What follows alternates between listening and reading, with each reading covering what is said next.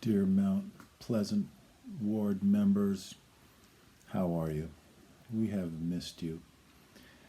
We've been away since January, and sometimes we think of once this term of caring for my father ends in August, we'll go back home to Michigan and all will be as we left it, but we know that you haven't been seeing us and you haven't been seeing each other much either. So we may as well be in Mount Pleasant. You still wouldn't have been seeing us.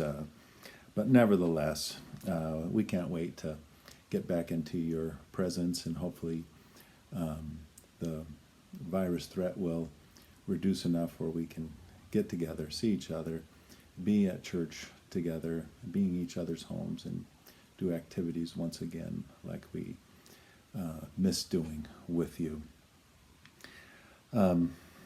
We have been in Santa Monica, California. We're in the same house that my parents built in preparation for my birth in the mid-1950s. My house is right next door to my grandparents' house, which they built when my dad was a baby. And so this property has been in our family for over 100 years. And once my dad departs, we'll be needing to sell this place. This house just looks like a normal neighborhood, and it is a normal neighborhood with nuisance barking dogs all over the place, and it's crowded and it's tight. Otherwise wonderful people, but this little house costs 10 times what my house in Mount Pleasant does, so we could never afford to live here. So we're sad to let it go. Been in our family for so many generations. So my dad is in his mid-90s. He has late stage Alzheimer's that he suffers with, and that is a dastardly disease, but he has it. My grandma had it. My aunt, my dad's younger sister, has it. I'll have it. I already have it, according to Louise, but and I think I do too. And we weren't even sure we were up for the challenge of doing this job for 7 months, which is what we agreed to do.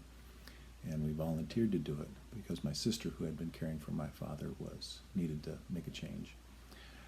And so we were stretched to our limits. And then the coronavirus strikes, and we have to let our twice a week caregivers that came in for a few hours to help us and give us some relief and allow us to get out together, we had to let them go. So it's just been Louise and I for the last 10 weeks with no relief, and we love my dad, but he doesn't know me. He doesn't know any of his 10 kids, and doesn't know Louise, but he knows he loves his house and being in Santa Monica. So just when we were running out of steam, what should happen but in normally quiet Santa Monica, riots and looting breaks out, and it's not far away from this neighborhood, and we don't know what's happening, and how close is it going to get, how threatening will it be. So we have just had our trial of endurance and ability to keep on with this job that we agreed to do. It's 3 times what we thought it was going to be, but nevertheless, we try to be good sports, and we generally are. I love and I'm so thankful for Louise, because this is my dad, and she's here spending all day doing stuff to help take care of him. And I get up at 5 a.m. in the morning, and I go down to the beach, which has recently reopened back up, and I paddle my surfboard, and I surf on my surfboard, and I get back home before my dad wakes up, and I can start the day having exercised and having enjoyed an activity from my boyhood. So I'm thankful for that. I also, besides, living in my house, and I'm in my bedroom right now, the one that I had from 60 years ago.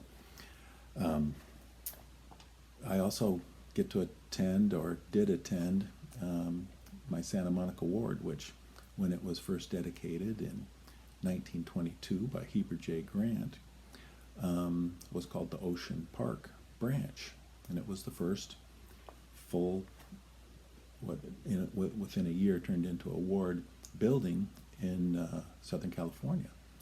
And that building has since been remodeled, and I helped at age 4, 5, and 6. I went with my dad and got in the way, but my dad was in the bishopric at the time, and we worked on remodeling the ward. But I really did prefer the old Spanish design, and I just think it's cool that I have some old photographs. My grandma was baptized in 1922. Even though my grandma is a fifth-generation Mormon, her family went inactive in rural, hard scrabble life existence, high desert mountains of Nevada, and they moved here when my grandma was a little girl, and there wasn't a nearby branch or ward at that time, so they were inactive. But my grandma found the church on her own and joined in 1922, just before the ward house was completed and dedicated. And my grandpa just got back from his mission in 1921 and moved here to Santa Monica in 1922, and they met in the Ocean Park branch chapel. So this place is special to me, and you'll see that we have a really cool stained glass window that was original with the building. It's of Joseph Smith receiving the golden plates from the angel Moroni. I love it. And in the back of the chapel is a mural. I watched older